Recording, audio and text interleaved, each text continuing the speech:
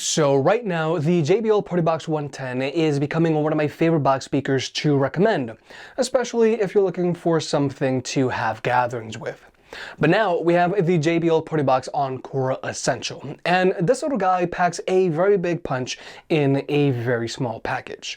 Now there's a lot to like here, but there are some things to keep an eye out with the Partybox Encore Essential. Now, when it comes to pricing, the Partybox Encore Essential has a retail price of $300. Not bad, but just so that there isn't any confusion, there's also the Partybox Encore that's in the pipeline for summer of 2022, and it's going to have a retail price of $400. Now, it's going to have an expanded light feature, a longer battery life, and it's going to come included with 2 mics. But honestly, at $400, I think you should just spring for the 110 if you can find it.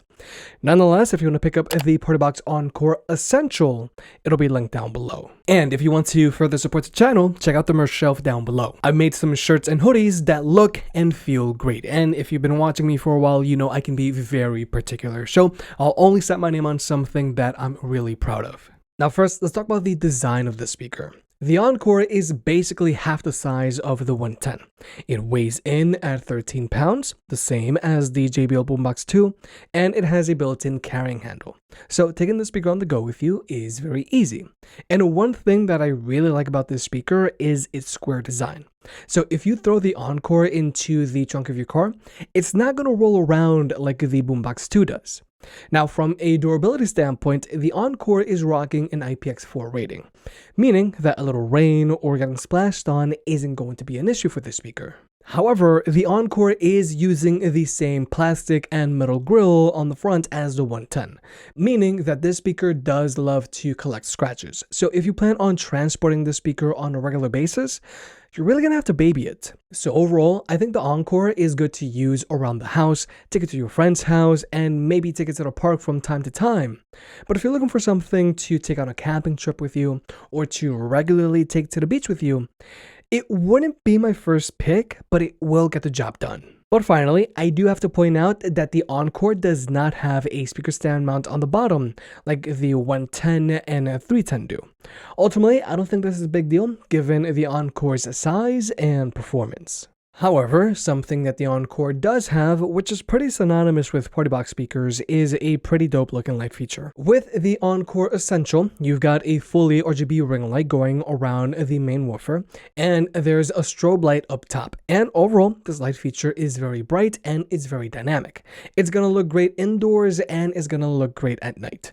However, if you do decide to use this light feature, it is gonna take its toll on the battery life. Now, when it comes to battery life, the Encore Essential has an advertised battery life of 6 hours, and that's with the speaker playing at 65% volume, with the light feature turned off, and with its bass boost feature turned off as well.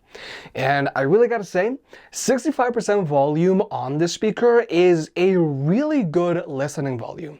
It gets decently loud for outdoor use, and I would actually argue that 65% volume is too loud for indoor use. But real-world use for me, while I'm using this speaker, while I'm working out, while at home, at 50% volume with the light feature turned on and with the bass boost feature set to punchy, which is bass boost level 2, I'm getting about 5 hours of playback time out of this speaker, which is okay, but certainly the speaker does not have a whole lot of stamina to it. However, if you were to use the speaker at a lower volume, or with the light feature turned off, or with the bass boost feature turned off, any of those is going to help extend the life of your battery.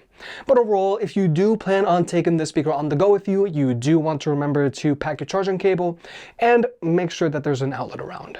Now, when it comes to ports, the Encore Essential has a single 1/4-inch input, so you can plug in 1 microphone, whereas with most other party boxes, you can plug in 2 microphones.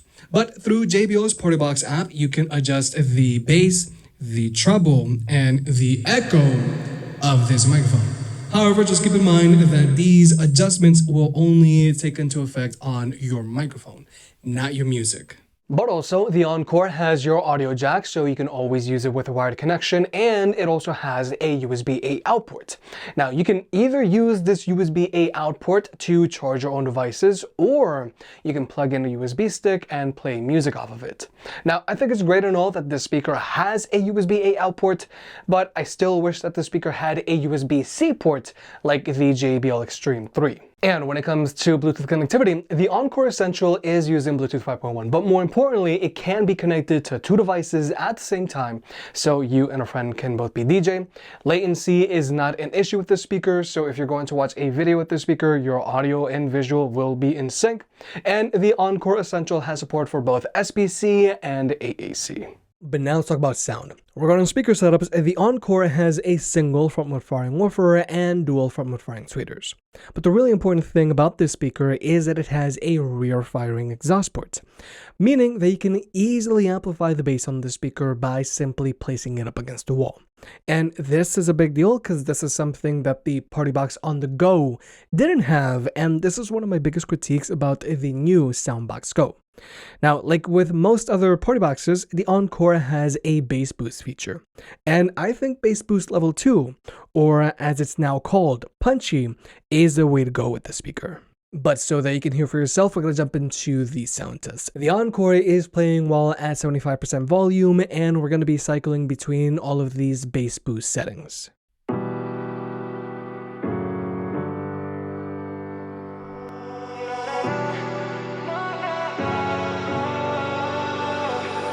Baby, can you pray tonight? Baby, can you pray for? Oh, baby, can you pray? 'Cause every time you make time, it's only to the end. So pray tonight. So you won't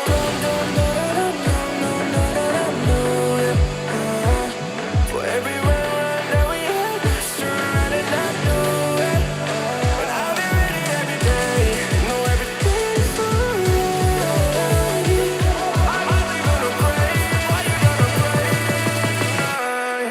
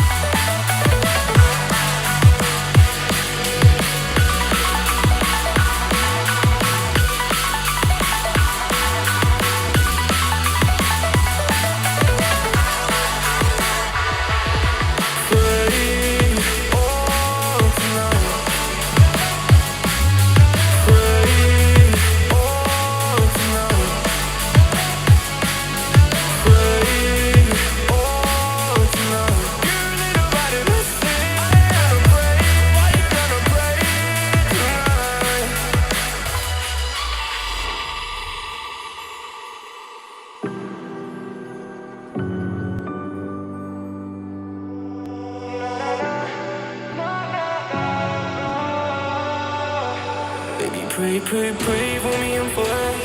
Baby, pray for me and fast. Baby, pray for me and fast. Gotta pray for me and fast. Baby, pray for me and fast. Baby, pray for me and fast. Baby, can you pray tonight? Baby, can you pray?